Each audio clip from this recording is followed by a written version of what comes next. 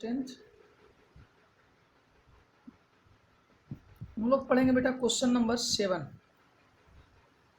Question number 7 में बोल रहा है ए और बी के वैल्यू बताइए जिसके लिए जो लीनियर इक्वेशन दिया हुआ नीचे दो लीनियर इक्वेशन इसके इन्फिनाइट नंबर ऑफ सॉल्यूशंस हैं। इसका मतलब sir 2x + 3y - 7 = 0 and a - b × x plus a + b × y minus 3a + b - 2 = 0 है ना। हैज़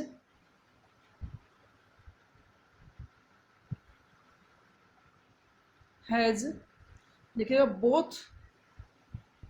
पहले यहाँ से a1 निकाल लीजिए बेटा। a1 का वैल्यू कितना हो गया 2, b1 का वैल्यू कितना हो गया 3 एंड c1 का वैल्यू कितना हो गया -7। a2 का वैल्यू बेटा a - b, b2 का value a + b and c2 का वैल्यू -3a + b - 2 है ना। अब both the equations have infinite number of solution. इसके बहुत सारे सॉल्यूशन हैं। यदि बहुत सारे सॉल्यूशन हैं इसका मतलब क्या हुआ a1/a2 का वैल्यू b1/b2 का वैल्यू c1/c2 का वैल्यू क्या होना चाहिए, इक्वल होना चाहिए। मतलब 2/a - b = 3/a + b = -7/- 3a + b - 2। Minus से माइनस कट गया बेटा, दिख सकते हैं। इन दोनों इक्वल करेंगे तो क्या हो जाएगा 2/a - b = 3/a + b। Cross multiplication कीजिए, twice of a + b = 3 × a - b है ना। यहाँ से सॉल्व करेंगे तो क्या हो जाएगा 2a + 2b = 3a - 3b। a को इधर ले आइए, 2a - 3a = -3b। इधर ये प्लस में हो जाएगा, क्या हो जाएगा -3 - 2b माइनस a = -5b। ए से कैंसिल आउट हो गया बेटा। a = कितना आ गया सर 5b। कोई दिक्कत तो नहीं है। चलिए सेकेंड को सॉल्व करते हैं। इन दोनों को इक्वेट करेंगे तो क्या हो जाएगा sir 3/a + b = 7/3a + b - 2। Cross multiplication कर दीजिए, क्या हो जाएगा 3 × 3a + b - 2 = 7 × a + b। 9a + 3b - 6 = 7a + 7b। 9a इधर ये प्लस में इधर आएगा क्या हो जाएगा माइनस में, प्लस 3b इधर में इधर आएगा क्या हो जाएगा -7b = 6। सॉरी प्लस में हो जाएगा, 6 माइनस में हो जाएगा प्लस हो जाएगा। ये कितना हो गया 2a - 4b = 6 है ना बेटा। 2 कॉमन ले लीजिए, क्या हो जाएगा a - 2b = 6 / 2, 2 3 = 6। a - 2b = 3 आ गया।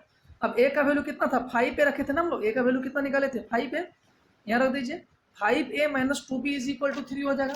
लिखिए यहाँ से 5a - 2b = सॉरी a के प्लेस पे 5b पुट करेंगे। 5b - 2b = 3। 5b - 2b = 3 मतलब 3b = 3। सो b = कितना आ गया 1। अब b का वैल्यू किसी एक में पुट कर देंगे। a = 5 भी था ना, तो b का वैल्यू यहाँ पे पुट कर दीजिए तो क्या हो जाएगा a = 5b। मतलब सर a = 5 × 1 मतलब 5। a का वैल्यू हो गया 5 और b का वैल्यू हो गया 1। क्वेश्चन यहाँ से आपका सॉल्व हो गया। कोई दिक्कत तो नहीं है, कोई परेशानी तो नहीं है। क्वेश्चन नंबर 8 भी ऐसे ही निकालना बेटा। m और n का वैल्यू निकालना है। सॉल्व एकदम सेम क्वेश्चन है, किसी प्रकार का कोई डाउट नहीं होना चाहिए। 9 नंबर क्वेश्चन थोड़ा समझिएगा, अच्छा क्वेश्चन 9 नंबर क्वेश्चन बोल रहा है so that the system of equations 3x - 5y - 7 = 0 and 6x - 10y - 3 = 0 है ना। इन दोनों इक्वेशन का नो सॉल्यूशन होगा। मतलब ये दिखाइए या प्रूफ कीजिए कि both the equations has no solution, इसका कोई भी सॉल्यूशन नहीं होगा। इसको आप प्रूफ करके दिखाइए। पहले हम लोग a1 निकाल लेंगे। सर a1 का वैल्यू 3 हो गया, b1 का वैल्यू सर -5 हो गया, c1 का वैल्यू सर -7 हो गया, a2 का वैल्यू बेटा सर 6 हो गया, B2 का वैल्यू -10 हो गया, C2 का वैल्यू -3 हो गया। निकालिए A1/A2, सर 3/6 मतलब 1/2, B1/B2 -5/-10, 5 2 10 मतलब 1/2, C1/C2 -7/-3 मतलब सर 7/3। देखिए बेटा यहाँ से सर A1/A2 का वैल्यू इक्वल है किसके, B1/B2 के, है ना, लेकिन ये इक्वल नहीं है C1/C2 के। दैट मीन्स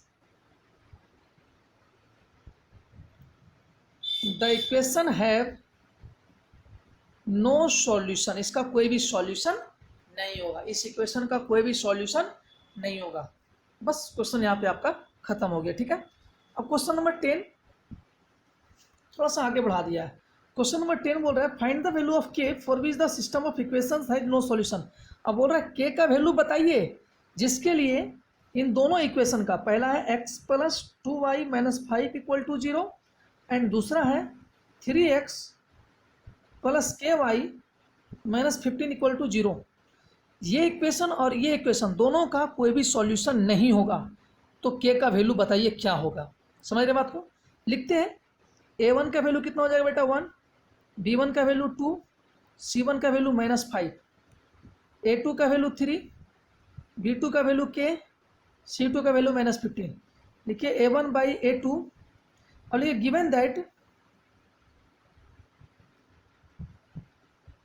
बोथ द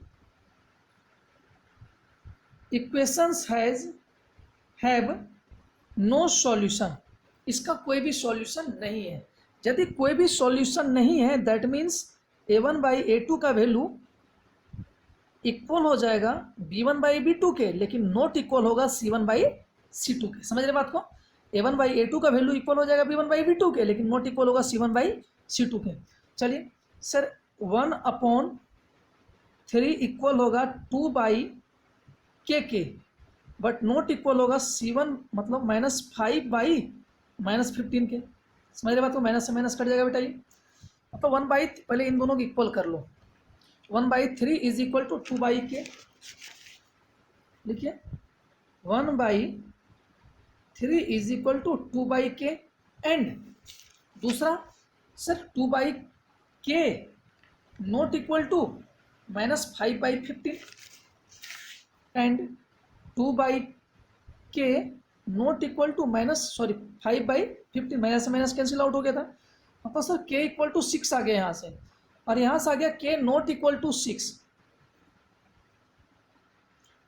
5 3 जा 15, 3 2 जा 6 हो जाएगा बेटा।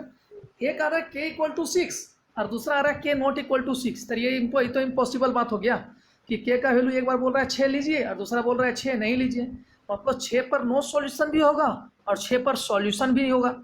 इसका मतलब सर दैट मीन्स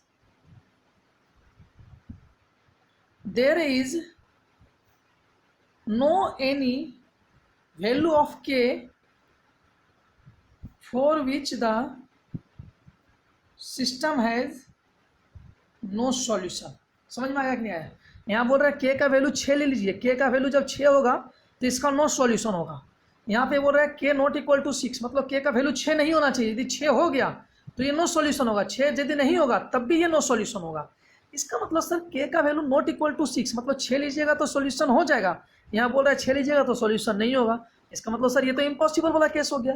यदि इम्पॉसिबल वाला केस हो गया इसका मतलब क्या हुआ कि सर k का कोई भी ऐसा वैल्यू नहीं है जहाँ पे वो दोनों इक्वेशन का कोई भी सॉल्यूशन नहीं होगा। समझ रहे बात को, इसका k का वैल्यू हो जाएगा no any values of k, कोई वैल्यू नहीं होगा। समझ में आया क्वेश्चन कि नहीं आया। मतलब पूरे इक्वेशन में से दुनिया में कोई भी ऐसा वैल्यू नहीं है k का जो इसका नो सॉल्यूशन केस बना सके। इसका मतलब सर k का कोई वैल्यू पॉसिबल नहीं है। समझ में आया कि नहीं आया। Question number 11,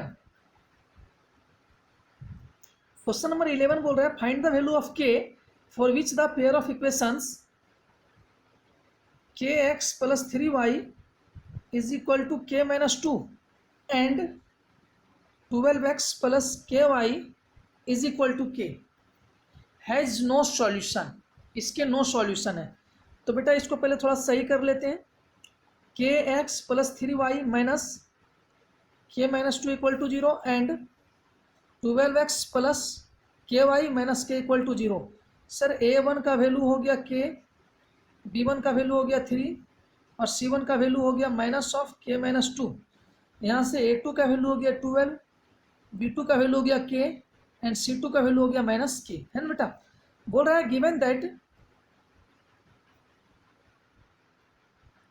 the system has no solution. No solution होगा मतलब कोई भी सॉल्यूशन नहीं होगा।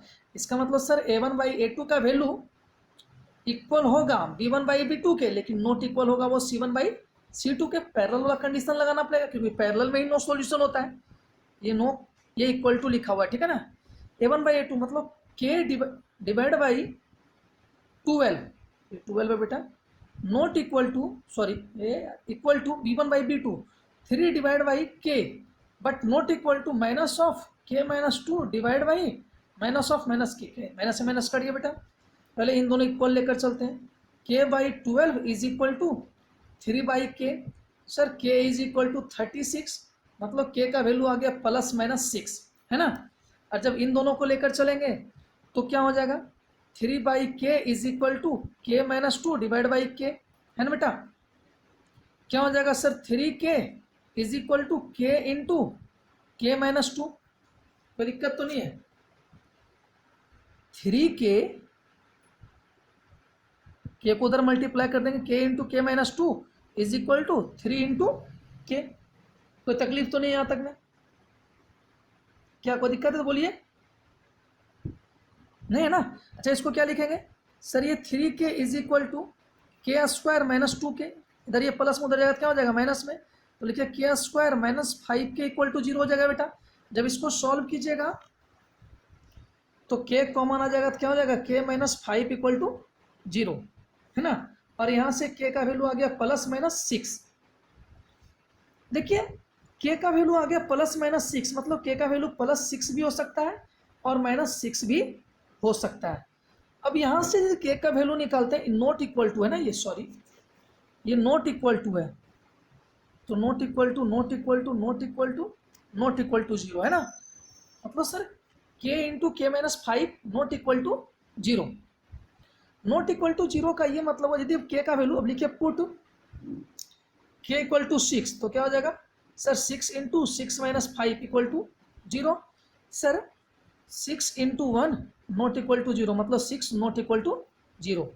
हाँ मतलब सर k का वैल्यू 6 हो सकता है। अब k का वैल्यू माइनस 6 निकला, अब लिखिए put k is equal to minus 6 तो क्या हो जाएगा k का वैल्यू माइनस 6 रखेंगे तो minus 6 into minus 6 minus 5 not equal to 0 मतलब sir minus 6 into minus 11 not equal to 0 minus 6 not equal to 0। बिल्कुल सही बोल रहा है। इसका मतलब k का वैल्यू माइनस 6 भी हो सकता है। तो यहाँ से k का दो वैल्यू निकल गया 6 एंड माइनस 6। इसका मतलब लिखिएगा for k is equal to plus minus 6 the system has no solution. इसका कोई भी सॉल्यूशन नहीं निकलेगा। मतलब जब k का वैल्यू आप 6 लिख लीजिएगा तब भी दोनों इक्वेशन का कोई सॉल्यूशन नहीं निकलेगा, और जब k का वैल्यू माइनस 6 लीजिएगा तब भी दोनों इक्वेशन का कोई सॉल्यूशन नहीं निकलेगा। ठीक है, अब हम अगले क्वेश्चन को अगले लेक्चर में करते हैं। ठीक है।